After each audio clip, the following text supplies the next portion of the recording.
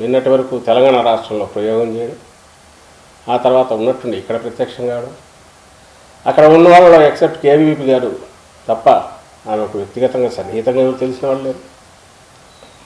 రఘువీరారెడ్డి గారు కొంత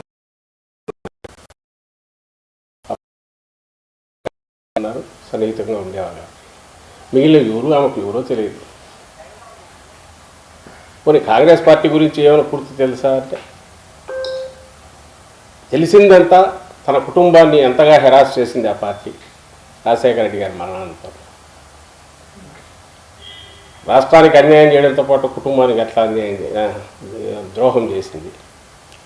ఏ రాజశేఖర రెడ్డి గారు అయితే 2 సార్లు ఆ పార్టీ కేంద్రంలో అధికారం రావడానికి ఆయన చేసిన కృషి ప్రధాన కారణమని అప్పుడు ప్రధాని కూడా మన్మోహన్ సింగ్ గారు చెప్పిన రాజశేఖర రెడ్డి గారి కుటుంబాన్ని ఆయన మరణానంతరం తర్వాత జరిగిన పరిణామాలు నేను దాని లోతుకు పోదలుచుకోలేదు. ఎందుకంటే అందరికీ తెలుసు, అక్రమ కేసులు బనాయించి నేరుగా రాజశేఖర రెడ్డి గారి పేరు ఛార్జ్షీట్లు కూడా పెట్టిన పార్టీ కాంగ్రెస్ పార్టీ. తన అన్న ఈరోజు ముఖ్యమంత్రి జగన్మోహన్ రెడ్డి గారిని 16 నెలలు అక్రమంగా జైల్లో పెట్టారు. ఆ తర్వాత ఆ పార్టీ నాయకులే మీరు గమనిస్తే ఆ రోజు ఆ పార్టీ నాయకుడు శంకర్రావు, అలాగే ఇటువైపు నుంచి టీడీపీ నుంచి ఎర్రనాయుడు గారు, ఇంకొకరు అశోక్ గజపతిరాజు, వాళ్ళు కలిసి వేసిన కేసులు, కుమ్మక్కయ్య వేసిన కేసు. ఆ కేసులో ఛార్జ్షీట్లో రాజశేఖర రెడ్డి గారి పేరు పెట్టింది పార్టీ.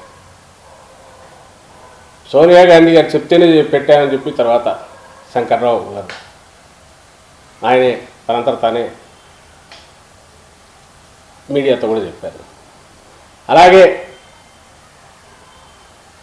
తర్వాత ఇప్పుడు ఆ పార్టీ నుంచి బయటకు వచ్చినట్టున్నారు గులాం నబీ ఆజాద్ గారు. ఆయన కూడా జగన్మోహన్ రెడ్డి గారు మాట విని ఉంటే ఈ కేసులు పెట్టేవాళ్ళం కాదు, ఇలాంటి ఇవన్నీ అక్రమ కేసులు మాట విని ఉంటే ఇంకో రకంగా ఉండేవారు అని ఆయన చెప్తారు. ఆ పార్టీ గురించి చెప్తే అది పెద్ద పురాణం. రాష్ట్రంలో ఇప్పుడు ఉనికి లేని పార్టీ కాంగ్రెస్ పార్టీ. ఈరోజు ఉన్నట్టుండే ఆమె వచ్చి అక్కడ కొద్దిమంది చేరిన దగ్గర హఠాత్తుగా ఆవేశంగా ఒక్కసారిగా భాష యాస కూడా మార్చి గత 10 ఏళ్లలో రాష్ట్రానికి ఎంత అన్యాయం జరిగిందో ముక్కున బట్టి వరుసపెట్టి తనకు తోచినవి చంద్రబాబు నాయుడు రోజు ఏ డైలాగులు చెప్తాడో అవే మాట్లాడుతుంది. ఇంక జాలి గెలక్క ఏమవుతుంది.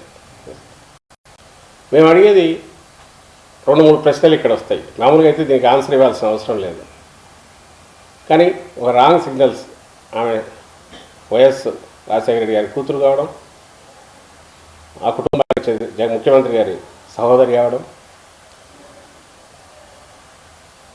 అలాగే ఆమె ఇచ్చిన సిగ్నల్స్ ఇస్తున్న పిలుపులు కన్ఫ్యూజన్ క్రియేట్ చేసే అవకాశం ఉంది. కాబట్టి మా పార్టీలో వాళ్ళకు కూడా దీనికి ఎట్లా రియాక్ట్ కావాలనో అర్థం కాని పరిస్థితి.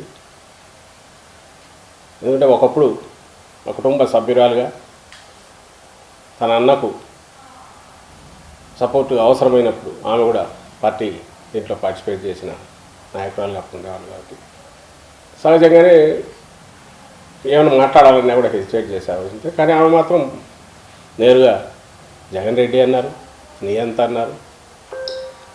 నేను రాజకీయ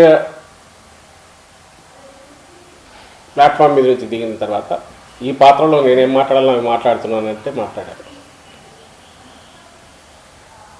ఇప్పుడు 2-3 క్వశ్చన్లు వస్తాయి, అందుకోసం సమాధానం కొంచెం చెప్పాల్సి వస్తుంది.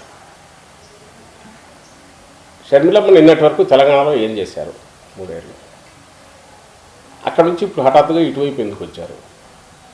తెలంగాణలో కాంగ్రెస్ ఉంది కదా, అక్కడే ఎందుకు చేయలేకపోయారు? అక్కడ నుంచి ఇక్కడికి ఉన్నటువంటి డెప్యుటేషన్ లాగా ఉన్నట్టు హఠాత్తుగా ఇక్కడికి రావడం ఎందుకు? ఎవరి ఇంట్రెస్ట్ ప్రొటెక్ట్ చేయడానికి? ఎందుకంటే ఈ రాష్ట్రంలో, ఆంధ్రప్రదేశ్ రాష్ట్రంలో గత ఎన్నికల్లో నోటాకు వచ్చిన ఓట్ల శాతం కంటే కాంగ్రెస్ పార్టీకి వచ్చిన ఓట్ల శాతం తక్కువ.